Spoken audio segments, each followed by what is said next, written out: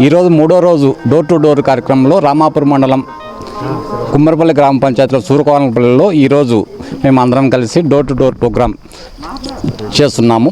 ఈ 2 ఏళ్ల సంక్షేమంలో మేము చేసిన రైతు భరోసా కానీ సూపర్ 6 కార్యక్రమాలు ఇంటింటికి చెప్పి మేము చేసిన అభివృద్ధి గురించి చెప్పినాము. ఈరోజు మేము డోర్ టు డోర్ చేస్తుంటే ప్రతి ఇంట్లో మంచి స్పందన ఉంది. మాకు తల్లికి వందనం వచ్చింది కానీ, మాకు స్త్రీశక్తి పథకంలో ఫ్రీగా పోతున్నాం కానీ, మాకు రైతు భరోసా కానీ, దీపం పథకం కింద ఎన్టీఆర్ భరోసా పింఛన్ కానీ ప్రతి ఒక్క ఇంటికి ఏదో పథకం కింద ప్రతి ఇంటికి లబ్ధి చేకూరిందని చెప్తున్నారు. మంత్రి మండిపల్లి రామప్రసాద్ రెడ్డి ఏమన్నా మీతో మాట్లాడి మీ ఇంటికి వెళ్ళి మహిళలకు ఇలా చెప్పండి అని ఏమన్నా చెప్పడం అయితే జరిగింది? మాకు మండిపల్లి రామప్రసాద్ మంత్రి గారి ఆధ్వర్యంలో ఈరోజు ప్రతిరోజు ఇంటింటికి వెళ్ళి ప్రతి గ్రామానికి 30 ఇండ్లు ప్రతిరోజు డోర్ టు డోర్ వెళ్ళమని మాకు ఆదేశాలు ఉన్నాయి.